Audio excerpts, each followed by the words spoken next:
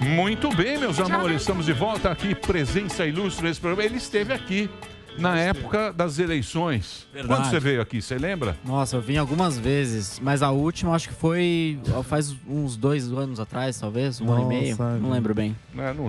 Não lembro também. Mas acho que esse estúdio era novo. Tinha acabado foi ano de ser... passado. Então foi ano passado. É, pode ser. Ano Pode ser. passado. Antes da pandemia.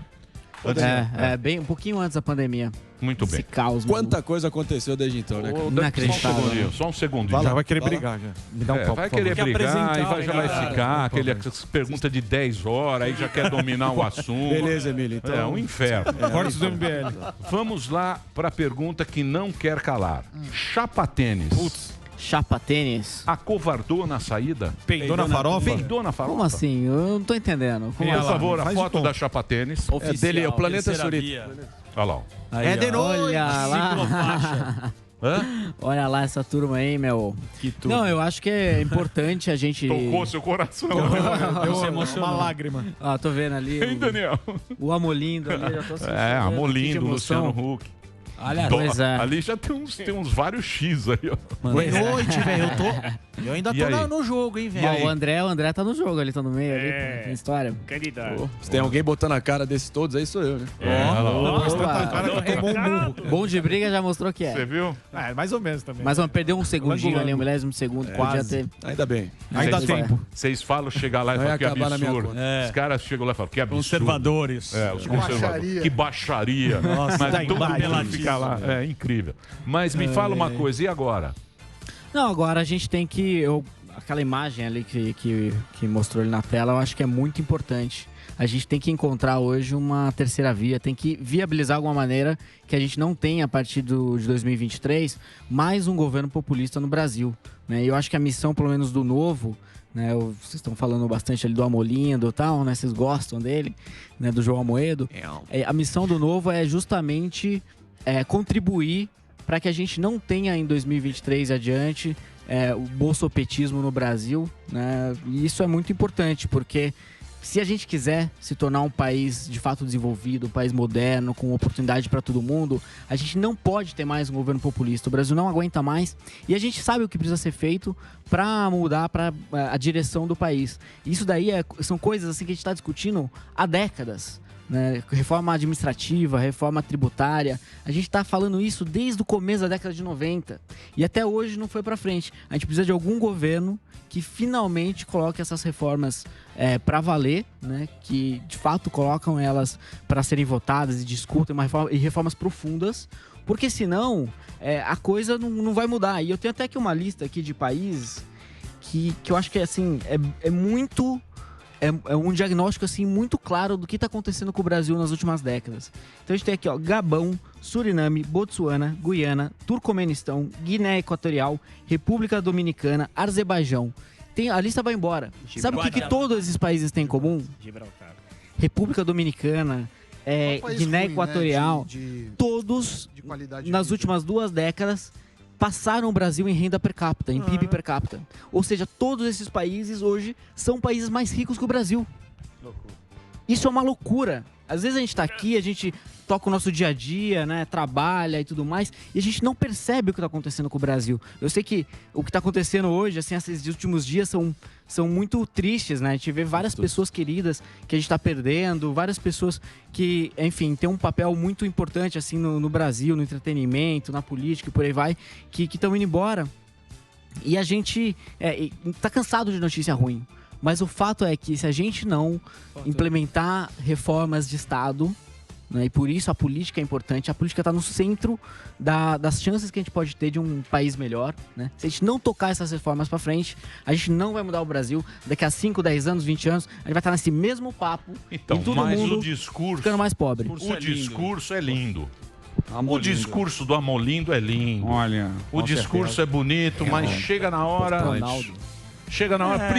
Primeiro, essa turma é vaidosa. Total. Essa turma só olha o umbigo. Sim. Essa turma, na largada, ele já sai um matando o outro, que fala, eu sou mais bonito que você. É o protagonista do negócio. É uma turma de 9ª categoria. Por quê? Porque não tem nenhum objetivo a não ser olhar o próprio umbigo. Boa. Na minha humilde eu opinião. concordo. Na minha humilde opinião. E isso Então, é um diagnóstico de um problema, porque no Brasil a gente não tem um funil de formação de lideranças políticas bom. Claro. Hoje em dia, quem que são os líderes políticos de fato fortes no Brasil? São pouquíssimos. Fala um. E geralmente muito mal formados. Então, você vê, por exemplo, Lula, que é um líder político relevante no país. É um cara que é mal, não tem uma formação boa, é um cara inteligente, mas ao mesmo tempo institucionalizou a corrupção no Brasil. Do outro lado, a gente tem um Bolsonaro, que todo mundo já entendeu que não consegue responder a pergunta 7 vezes 8. Um cara extremamente limitado, capacidade cognitiva muito baixa. E tá lá justamente para, enfim, com todas as possibilidades de fazer as mudanças importantes na mão e não vai fazer. Então, esses são dois dos maiores líderes políticos no Brasil que são péssimos. Sem falar em critérios de transparência, de honestidade, de valores. Qual é o outro nome? A gente não vai ter. Então, a gente não vai ter no Brasil, faz o quê? nas próximas décadas, pessoas que a gente fala assim, não, esses caras têm uma geração de pessoas, de políticos, que falam, bom, esses caras são transparentes, são honestos, têm uma visão de país, de fato topam se sacrificar pelo país, inclusive abrindo mão de candidatura e por aí vai. Eu, como filiado e deputado do Novo, eu gosto muito do João Amoedo. Eu não vou esconder, eu gosto muito dele. Legal. Eu acho que ele é um nome muito importante pro Novo no ano que vem. E, no meu ponto de vista, ele tem que sair candidato a presidente. Ele tem que sair. E ele tem o entendimento também que, se em algum momento a necessidade de uma terceira via for maior, é um cara que tem a firmeza e tem os valores corretos para falar assim, olha, vamos ver quem aqui é mais viável, com uma carta de compromisso para fazer com que essa pessoa vá para frente, seja ele ou não. Agora, seja ele mesmo ou não. Daniel, Marinho, a pergunta do Marinho. Para que isso prospere, uma candidatura dele, ele está até enfrentando uma retenção ali dentro do partido, especialmente a bancada federal do Novo em Brasília, que não exatamente está alinhada com ele, né?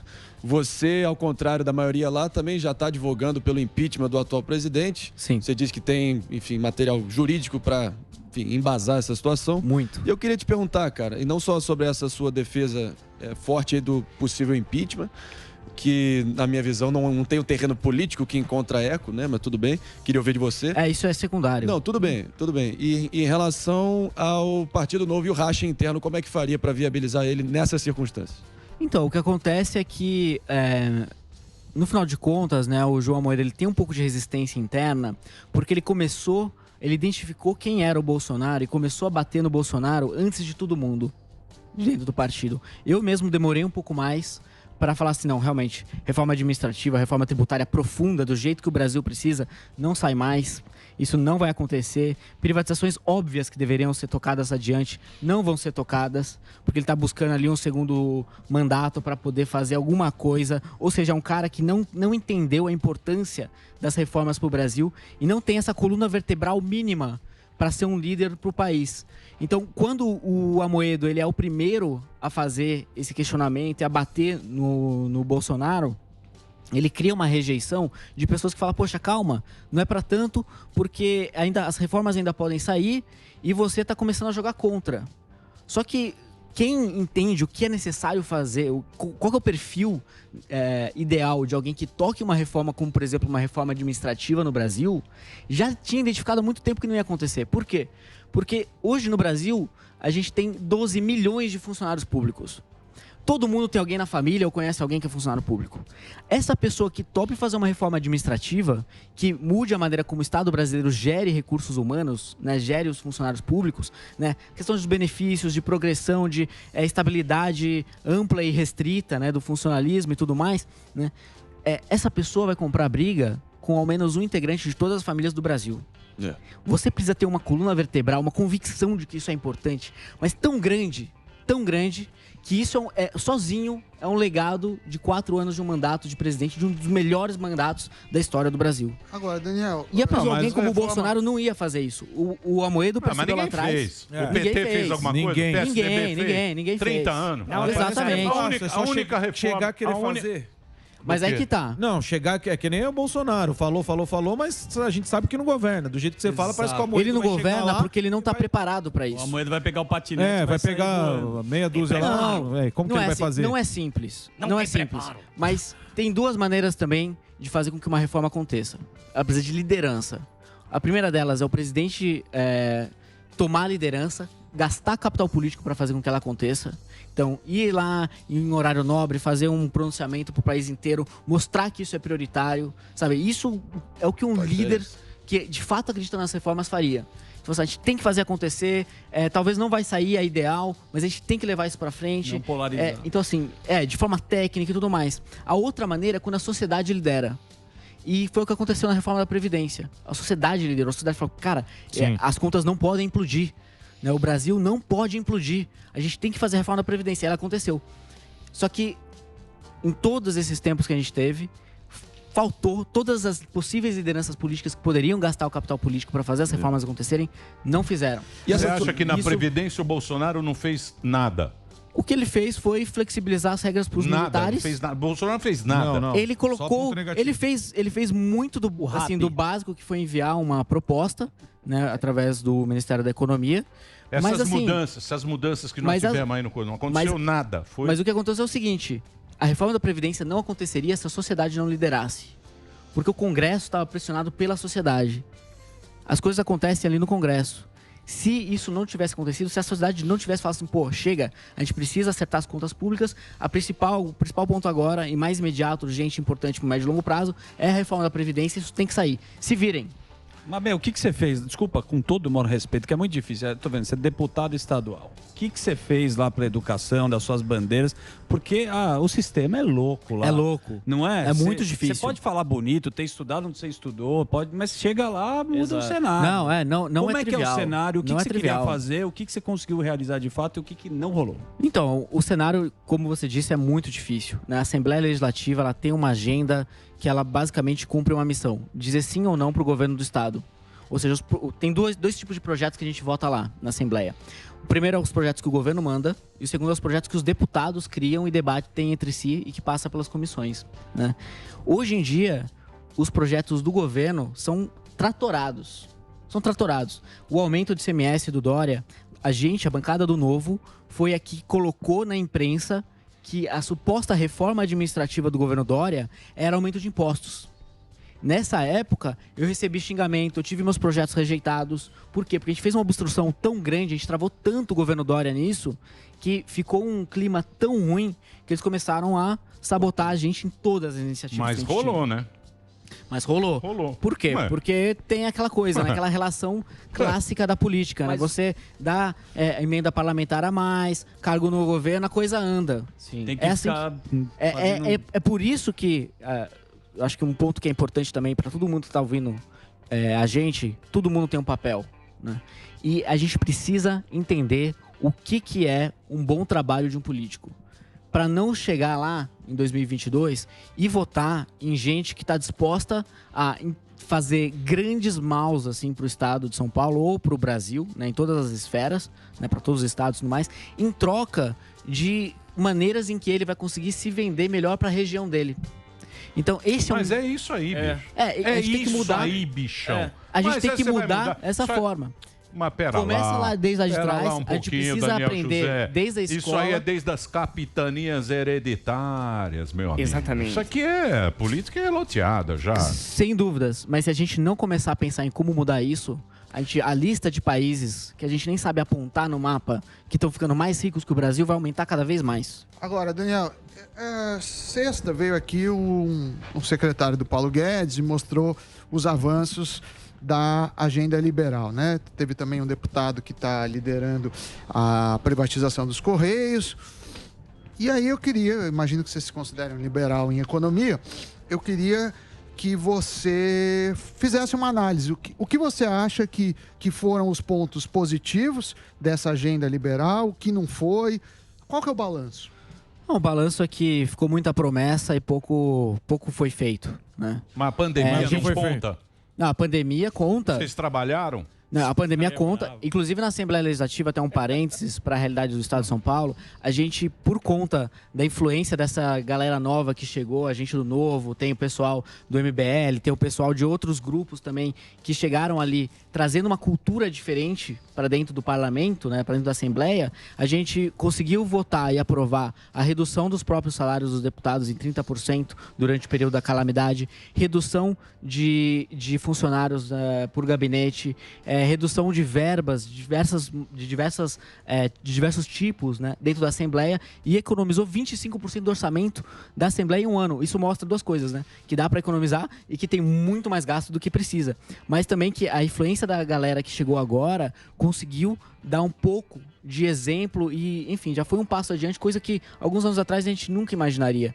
Que outra Assembleia, que outro Câmara de Vereadores, ou enfim, até o Congresso Nacional, quem que conseguiu diminuir o salário dos próprios políticos e, enfim, reduzir uma série de verbas durante o período do ano passado. Mas voltando à agenda, assim, quais foram os pontos positivos? Que eu acho que vale a pena, assim, você falar, ó, isso foi bom, isso foi ruim e na soma é bom ou ruim. Acho que... Porque senão fica muito assim, fica um mundo binário, assim, né? Não, de bandido ou mocinho. Então, mas né? agora é a eleição. Tudo isso aqui ninguém vai falar bem, ele não vai falar bem. Tudo isso aqui é a eleição de 22. Essa pandemia virou a eleição de 22. Sem dúvida. Então, quer dizer, não adianta falar. Ou você vai estar do lado do Lula ou do lado do Bolsonaro. Não tem jeito. Já acabou para você? Não tem jeito. Não, eu acho que dá para encontrar. Agora, o ponto é o seguinte, né? A curto prazo, a medida econômica mais importante é a compra de vacinas, né? E que o governo federal falhou homericamente. Desastre. Tem uma série de outros gargalos de insumos, de tecnologia de mRNA, que é a tecnologia nova utilizada para as vacinas e tudo mais. Tem isso. Quem fez melhor? Mas a Pfizer, por exemplo... Você falou das listas dos países que enriqueceram, mas a gente tá bem na vacinação, pô. Então, quem fez melhor de vacina, mesmo a gente tendo uma posição grande ao governo Dória, eu não acho que o governo dele é bom. Mas isso a gente tem que tirar o chapéu. Da vacina. Hoje em dia, 83% das vacinas no Brasil vieram do Instituto Butantan. Então tem que tirar o chapéu pro trabalho do Instituto Butantan. Não sei até que ponto parou agora, né? o governo... parou por causa de novo. Quem? De insumo. E de insumo, mas enfim... Não tem jeito. Não, mas o insumo... Politizou. Assim, não dá pra culpar o Bolsonaro pela falta de insumo. A empresa lá não manda, porque culpa dele. Mas o Bolsonaro que os caras não estão mandando insumo. Mas a questão é o seguinte também. Isso que eu falei é só o que é curto prazo. Sim. Agora, quando a gente olha o que é importante pro longo prazo, pro Brasil destravar mesmo, para desfuder o Brasil, né, que é a maneira como a gente tem que falar, porque é a real, né, são as reformas de Estado, reforma administrativa, reforma tributária, que não vai acontecer. Agora, segundo biênio de mandato, todo mundo já pensando em campanha, é uma loucura. É uma loucura. A gente fala, galera, vamos tentar votar as coisas, vamos tentar fazer as coisas acontecerem. Não vai passar. Assim, se passar, vai ser algo muito superficial, que não vai nem de perto resolver o problema. E outros pontos, né, de gargalos para a gente melhorar o Brasil, né, tem infraestrutura, nisso avançou. Tem avanços importantes de infraestrutura, uma série de projetos, concessões. Teve a Semana da Infra, né? Que teve várias concessões. Isso é um ponto positivo. Tem que assim, de fato, reconhecer que eles estão fazendo um bom trabalho, lá o Tarcísio e tudo mais. Né? Então, isso, ok. Mas, por exemplo, abertura comercial, que é uma agenda básica que o Paulo Guedes faz desde sempre. Cadê a abertura comercial? Cadê a redução de taxa de importação? Cadê um planejamento para inserir o Brasil na cadeia global, no comércio global, né? Isso está longe de acontecer. A gente continua com a mesma matriz econômica. Alba, se você me permite, só ficou uma parte da minha primeira pergunta que sem resposta, que foi: você parece ser uma das únicas vozes solitárias ainda hasteando a bandeira do impeachment do atual presidente. Queria saber por que você segue firme nessa causa. A viabilidade política para mim é secundária. Para mim é mais importante fazer o certo do que dar certo. Então, para mim, o mais importante é agir com base nos meus valores, naquilo que eu acredito que é melhor para o país no longo prazo, né? E isso essa bandeira, né, do impeachment, mesmo se não viabilizando, eu acho que é uma bandeira importante para a gente bater. Pelo menos, no pior dos mundos, para fazer a candidatura do Bolsonaro no ano que vem chegar com menos força do que poderia chegar. Então, mas só aí, nisso já...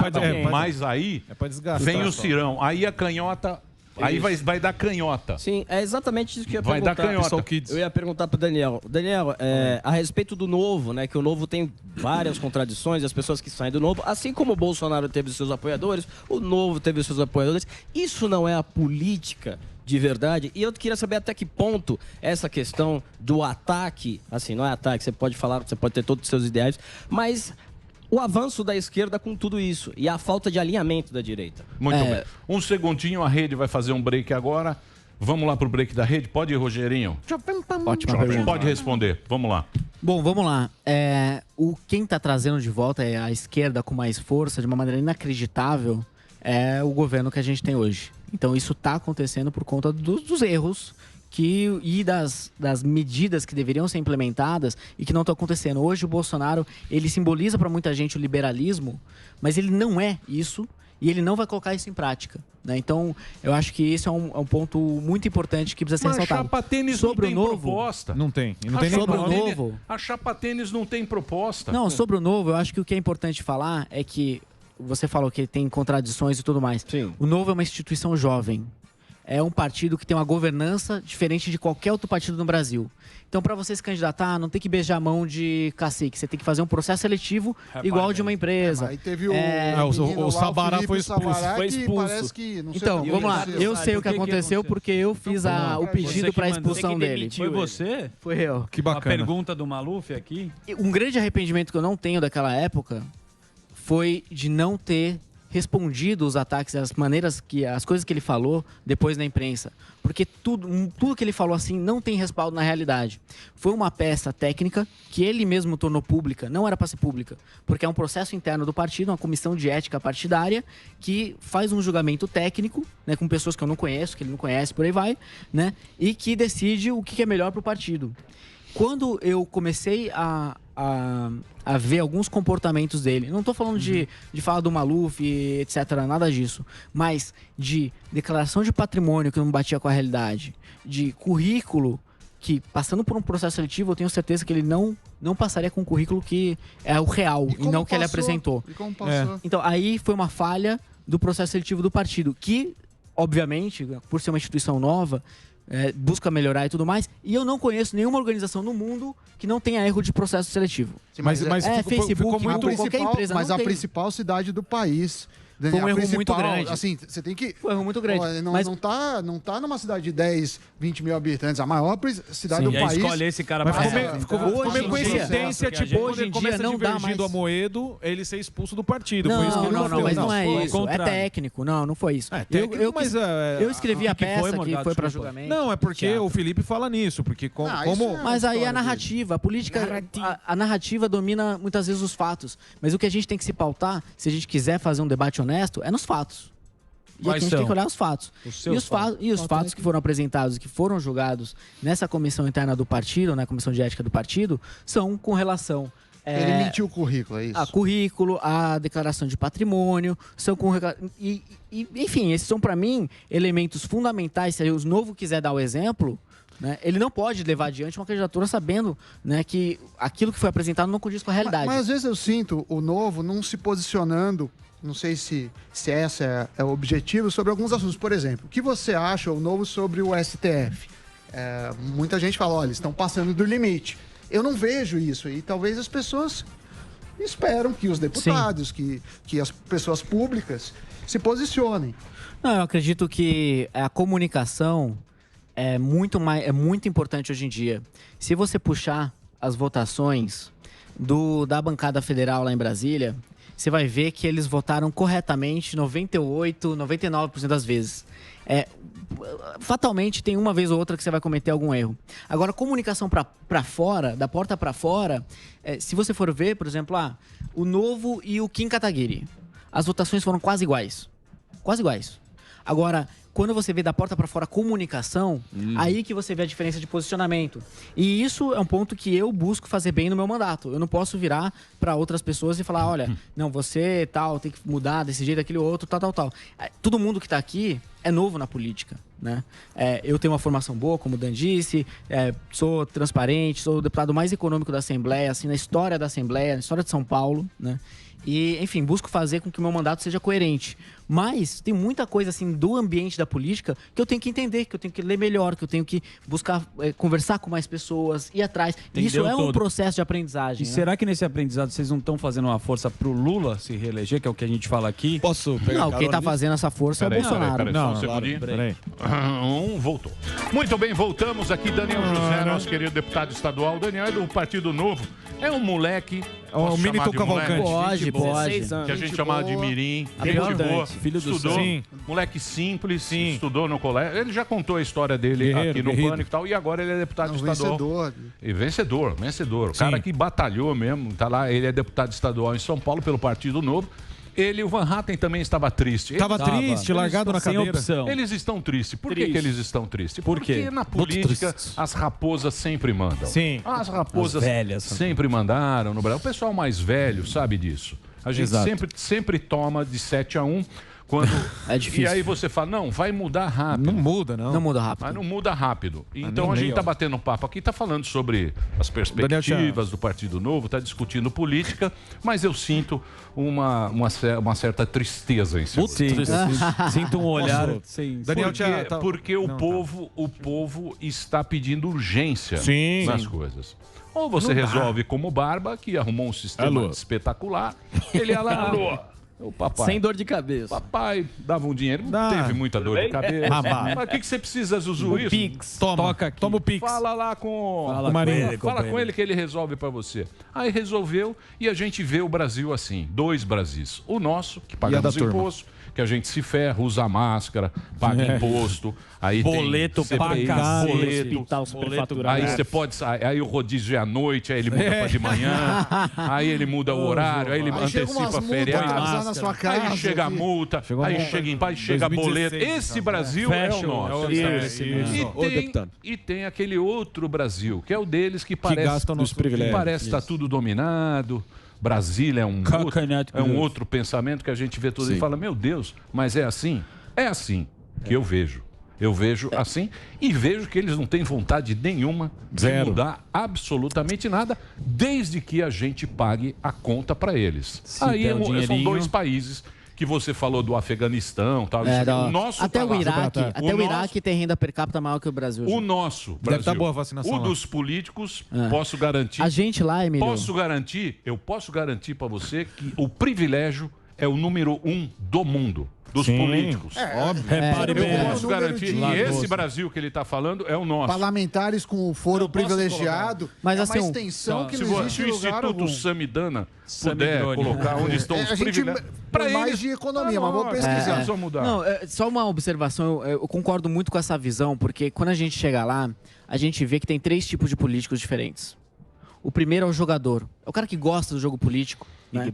E não importa o que aconteça na sociedade, se tem jogo político acontecendo, e sempre tem, o cara gosta daquilo, né? Negociar e tudo mais. O tipo 2, que é o cara que é o aproveitador, é o cara da rachadinha, é o cara do desvio de emenda parlamentar, 10% aqui, 20% lá, tal, que a gente não tem evidência, porque se a gente tivesse, né, seria uma maravilha para enviar para o Ministério Público e tudo mais, mas é o cara que assim, que chega que virou deputado e fala assim, meu, nunca imaginei que isso fosse acontecer na minha vida, e eu tenho essa estrutura que eu nunca tive na minha vida, e eu vou ver o que eu consigo tirar disso. Para ele, se tem mudança ou não no Brasil, é o clube do charuto. Tanto faz. Isso. E tem o terceiro grupo, que é a dos idealistas, que é a galera que tá lá, que quer fazer as mudanças no país, que olha, para mim, o que é o resultado do meu trabalho? Eu olho a educação, né? E educação, para mim, é a bandeira principal. A gente não vai conseguir mudar o Brasil se a gente não conseguir melhorar a educação. Para longo prazo, assim, é fundamental. Aliás, sobre isso, teve uma treta no Twitter acho que a Gabriela Prioli, né? Que era da CNI, não sei se ainda tá lá, com o Monark. E aí, a gente sempre foi muito ruim de educação, né? A gente, isso sim, a gente levantou os dados, 76 países naquele PISA, a gente tá aí na 58ª posição em leitura. No Brasil, quem se forma no ensino médio em escola pública, só 9 a cada 100 alunos sabem matemática básica. Então, se você fizer escrever no caderno uma questão que envolva a regra de 3 e passar dentro de uma escola pública, você resolve isso para mim, você não vai ter muito sucesso. Então, essa é a realidade do Brasil. A gente precisa mudar isso. Agora, o que eu tava querendo dizer, né? Para mim, o que é resultado do meu trabalho? É falar assim, poxa, depois desses 4 anos, o quanto que eu melhorei o IDEB de São Paulo? Ou seja, quanto que eu melhorei o indicador de qualidade da educação? Quanto que os alunos estão aprendendo mais? Quanto que eles estão abandonando menos a escola por conta do meu trabalho? né? Hoje, eu tenho que até fazer um trabalho um passo atrás ainda, de batalhar para que as escolas voltem o quanto antes. Pandemia. Desde junho do ano passado eu tô nessa. E antes tomava muita porrada, mas assim, não existe evidência científica que mostra que faz sentido manter uma escola fechada por tanto tempo. É um absurdo o que estão fazendo. Então assim, a gente tem as nossas brigas, a gente consegue resultados marginais, mas o cara que é o idealista, Emílio, ele uma hora, ele quer fazer a diferença. Ele uma hora, ele perde a paciência. Então, mas eu acho, por exemplo, o cara fala, o Brasil é ruim e tal. Mas, pô, você pega Estados Unidos, gasta bilhões, sei lá, 100 bilhões ano de educação, 1/4 da população... Eles não são o melhor benchmark, então, tem outros países que são melhores. Então, mas 1/4 da população acha que o Sol gira em torno da Terra. Mas olha que ponto importante até com relação só à educação. Mas eu acho que é o seguinte, se você dá liberdade... Se você der liberdade para todo mundo, para poder trabalhar, para poder tocar o seu negócio, é só liberdade que você precisa dar? E lógico. E você tem, sei lá, as pessoas, elas sabem fazer o negocinho dela. Se você dá liberdade para a pessoa, mas com não, certeza. é tudo encalacrado, é tudo esquema, tudo tem um esquema, tudo tem um esquema. Mas Emílio, isso tem tudo a ver com o que eu estava falando das reformas. Tudo tem um esquema. Isso tem tudo a ver com o que eu estava falando das reformas. Por que as reformas são importantes? Para fazer com que o Brasil seja um país mais amigável para quem quer fazer negócio. Se eu tenho uma padaria e eu quero contratar mais pessoas, pela CLT, eu tô ferrado. Eu tenho que ver tal, não sei o quê. Aí tem um monte de regulação. Aí chega o fiscal da prefeitura, me dá uma multa por causa de besteira, por causa de coisa que não dá para seguir, porque tem 1 milhão de regulações. Então, assim, a gente tem que fazer com que o Brasil se torne um país melhor para se fazer negócios, para que a gente aproveite por que isso não é feito? todo o potencial de geração de emprego do país. Isso acaba com a pobreza. Isso que a gente deveria estar lutando. Exatamente, eu acho também. Agora, por que as reformas são importantes? Reforma tributária resolve um problema enorme das empresas. Enorme. Que é muito complexo, você tem que pagar 1 milhão de impostos, é uma coisa maluca. Reforma administrativa tira o peso do Estado das costas de quem quer trabalhar. Porque hoje a gente paga 40% de tudo que o Brasil produz vai pro governo, né? E, no final de contas, a gente tem pouquíssimo retorno. O governo está onde não deveria estar, ele não está onde ele deveria estar. Então, assim, é uma loucura. É uma coisa absurda e não tem como se sustentar. Então, a gente tem que fazer uma reforma administrativa para, enfim, resolver isso. Abertura comercial, para que a gente consiga fazer negócio com outros países, para que as coisas, de fato, aconteçam no nível internacional muito maior. Né? Problemas de regulação que são absurdos. A regulação funciona para fazer com que todos os setores sejam o mais competitivos possível, sem barreira de entrada muito grande. Isso aí, a gente já sabe, a gente já tem um diagnóstico, precisa fazer. E ninguém tá afim de fazer. Então, mas vem o Barba aí para resolver tudo isso. Sobre isso. Nem a pau. Então, você vai ter que sentar no colo do Barba. Os dois. No segundo turno, quem você apoia no segundo turno, Chororó? Deixa eu falar uma coisa para você. O discurso é bonito. Turno, vamos lá. Quero saber do segundo turno. Barba ou Bolsonaro? Vamos dar um passo atrás aqui. O Barba vai voltar para recolocar o Brasil nos trilhos. Brasil feliz de novo. Aquele Brasil. Companheiro. Lembra aquele Brasil? Aquele Brasil do Obama. É Pelotas exportadores. Pânico ganhando do Fantástico. É Brasil, Bolívia. Bolívia. Venezuela, Paraguai. Venezuela. Tem 3 pontos. Hein? Aquele Brasil. Brasil feliz. Calma. Só de tempo ao tempo. Tá uma porcaria. Genocida. Genocidíssimo. É uma coisa que vai durar mais pouco tempo. Não, e a aposta dele, Você tá tendo... a aposta dele é o E vou dizer mais. Amoedo, né? E vou dizer mais. A aposta é a terceira via e pro Novo é importantíssimo lançar o João Amoedo como candidato. Mas você lembra da última eleição? Não, que Amoedo... Não, Amoedo nem o Amoedo tá indo, já começou super bem. Já tem, todas as pesquisas já tem 5%, 3%. Já tá muito bom em relação ao que era antes. E agora tem debate, tem mais possibilidades. Você vai mais ter... fácil o Zema ganhando que... O Zema é um ótimo nome também. O Zema é bom. Você vai ter que sentar no colo do papai, do demônio ou do capeta. Você tá vendo que eu tenho que passar aqui todo dia, né? Eu e os mais de 200 milhões de brasileiros. 100 milhões. Você tá vendo que eu tenho que atuar. Assim, hoje, assim, se a gente eleger um populista no ano que vem, tá todo mundo ferrado. No Brasil, usando um dado da educação para refletir uma coisa que muitas vezes a gente não percebe. Os 10% alunos mais ricos do Brasil, as crianças mais ricas do Brasil, aprendem menos que os 10% mais pobres dos países ricos. Então, assim, em relação ao resto do mundo, a gente não tá bem e a gente vai piorar. Então, é importantíssimo que a gente não eleja um governo populista. Bom, sobre isso. Porque se a gente fizer isso... Não adianta essa conversa sua, não vai colar mais. Olha isso que eu Mas essa conversa é a mais importante de todas. E não encontro do que o nosso comandante... E não encontro que o nosso comandante Emílio Surita, que diz... Marulho agora. Ele adora antecipar o calendário eleitoral, 22 é o assunto preferido dele. Ele, na boca dele sai 3 palavras sempre: um substantivo, um verbo e 2022. Não vai bater no Emílio, não, hein? Bate no Emílio. Não. Pelo amor de Deus. Já quer me diminuir o fraldinha. Não tô diminuindo. Fraldinha agora encheu o saco. Só sai da boca dele. Não tem proposta, pô. Deixa o fraldinha falar. Não tem proposta. Então, eu sou dessa tese, né? A dama de ferro, Margaret Thatcher, dizia: primeiro ganha a discussão, depois o voto. Mas você vê que só tá uma guerra de egos de fato nos postulantes da terceira via. Eu queria só te perguntar aqui, já que o nosso comandante adora personalizar, fulanizar essa discussão, vamos um por um e você dá a sua opinião sobre cada um deles aqui. Possibilidades do PSDB vir de Dória, Leite e Tasso nesse quadro. O que eu acho disso? Vamos mil vezes melhor do que Bolsonaro ou PT, tá? Mas muito aquém do que o Brasil merece. E essa trinca que está se formando, Amoedo, Moro e Gentili, o que você está vendo? É de noite, eu acho que de todas é a mais próxima daquilo que a gente merece. Apesar de entender que pra gente ter os estadistas que o Brasil de fato precisa, tá muito longe. Os caras estão me usando, velho. E a questão... Pensa o Gentili com o Lira. Não, eu me pauto... Lira, passa isso aqui. Vou contar uma piada pra você. Vou contar uma piada boa pra você. Juro, velho. Juro, velho. Ser engraçado é bom na política. Vai chamar o... Ser engraçado é bom na política. Ô, Lira, passa isso aqui pra mim. Vai chamar o Diguinho pra fazer ministro da Economia. O Diguinho e a taxa Selic. Mas, bom, tem o currículo aí, o João Amoedo tem um currículo absurdamente bom. Isso eu acho que é inegável. Pouca experiência na política, né? Isso eu acho que é um ponto contra. Mas, no final de contas, o que a política cospe de pessoas para serem candidatos a presidente hoje é o pior tipo de espécie que existe, né? E o fato que o Ciro Gomes já está usando o termo bolsopetista e está fazendo uns acenos claros para tentar ser essa terceira via. Ele está com um marqueteiro, né? Com o João Santana, né? Gastando dinheiro de fundo partidário, milhões de reais. E ele é um cara extremamente imprevisível, porque ele já defendeu ao longo da vida 1 milhão de coisas diferentes. Então, extremamente desequilibrado, assim, inteligência emocional zero. E tá me devendo muito longe. Tá devendo Fusca. Vai zerar as dívidas da população. Aí ele falou que não tinha um investimento. Eles dão dados.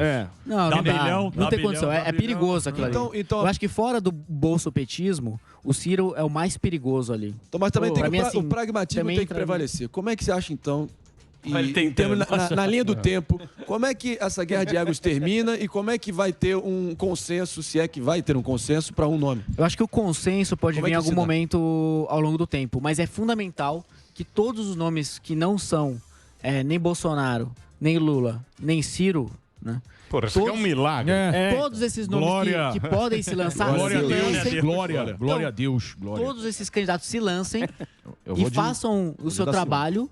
Porque se ficar parado, a onda leva. Quem que é o cara? Quem que é o forte? Quem que é o pica? Não tem Salvador. Não tem Salvador. Sérgio Moro, quem que é o mais forte? Em 2018, o Bolsonaro era isso aí. Mas é o que deu. Então, mas o Bolsonaro não dá pra comparar. Fenômeno. Bolsonaro é fenômeno. Vamos esquecer o Bolsonaro. O que eu digo pra você, gostaria de fazer uma pergunta agora, porque você é um cara novo. E é legal, eu acho legal. Inclusive, eu faço questão de trazer aqui no Pânico pessoal mais novo, gente nova. Que os velhos já deu. Os velhos sabem. Você já começou...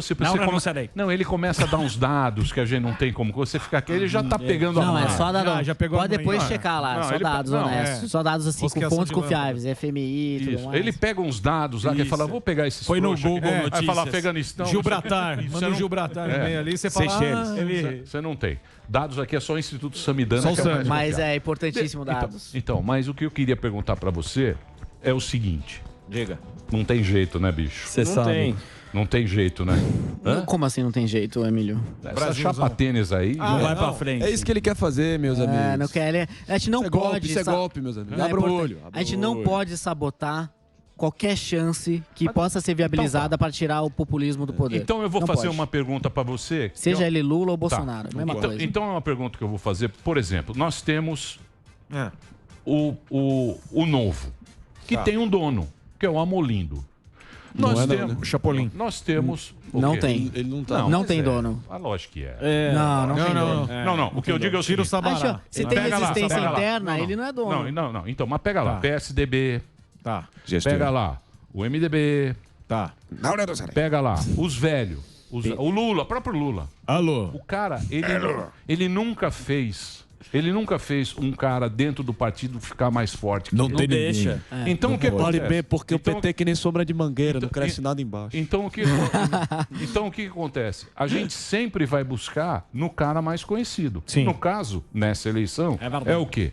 É o Lula, que é o velho Lula, que agora está aí nas pesquisas. Nós temos o Bolsonaro, que é um cara que era desconhecido, mas foi um fenômeno que aconteceu, que, puta, Lucena Gimenez, não sei se vai existir outro. E nós temos Ciro, que são as 3 pessoas mais conhecidas nacionalmente. Do cenário. Não, acho que tem outros nomes que são mais... Eu acho que não se restringe a esses 3 nomes. O Dória está há anos nessa o Dória ninguém caminhada. Mas no Maranhão... O Amoedo é conhecido. No Maranhão tem Moro, tem o Mandetta.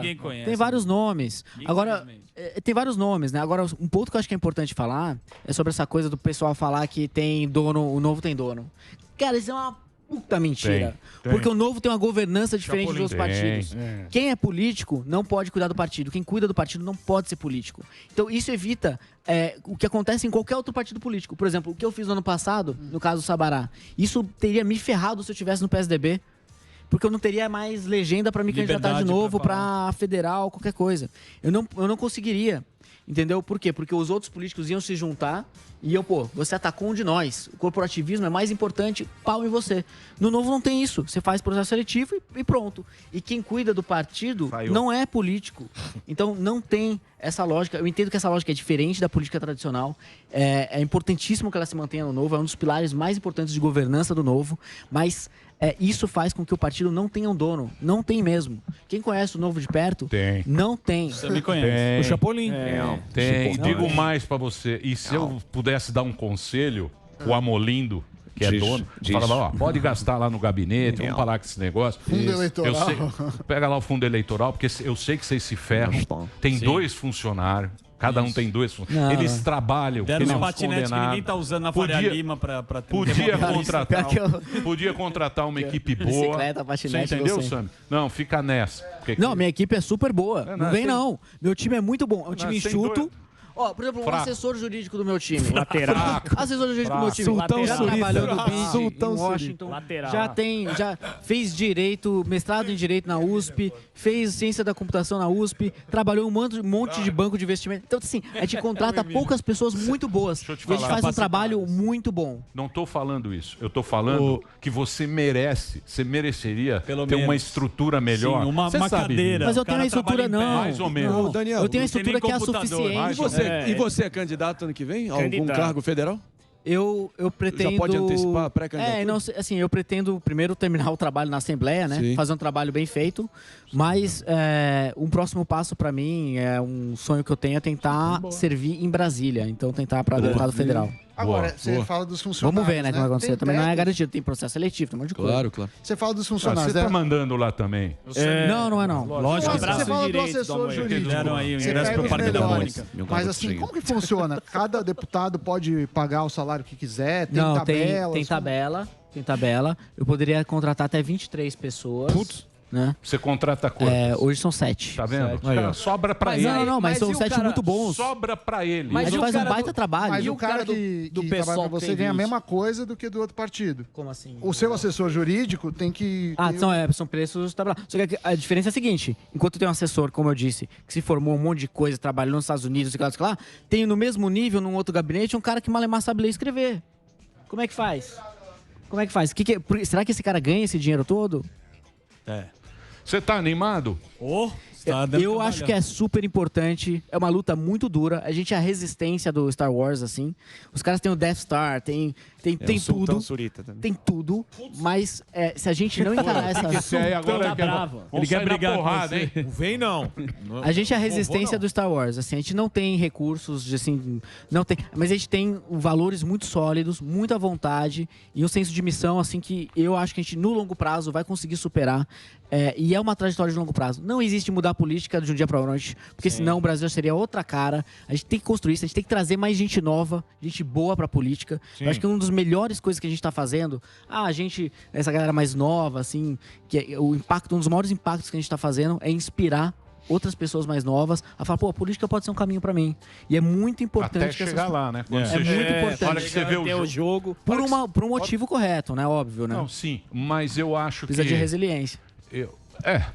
E demora. O processo democrático é lento, mas a turma está nervosa, a turma está ansiosa e a turma quer respostas rápidas. Eu acho que ou vai sentar no colo de um ou de outro. Tem muita gente que está nessa dúvida. A gente não pode já jogar com esse cenário. A gente tem que abrir o cenário. Então vai nessa. Porque senão a gente condena a Vai abrindo que você vai ficar quando for porque é aquela profecia autorrealizável. Se todo mundo ficar falando isso, falando, vai virar isso. A gente tem que abrir o cenário, começar a ver outras possibilidades. Senão, a gente vai ter o Brasil que a gente teve desde sempre, que está muito longe daquilo que a gente merece. Vai ter o Brasil de novo, você vai ver. Com Guiné-Bissau e outros países passando a gente, mais ricos. Chupa que a cana é doce. Aí, tá vendo? O papai falou. Chupa que a cana é doce. Não tem, bicho. Não tem. Você tá vendo que eu tenho que aturar. Não, a gente tem que ter esperança no longo prazo.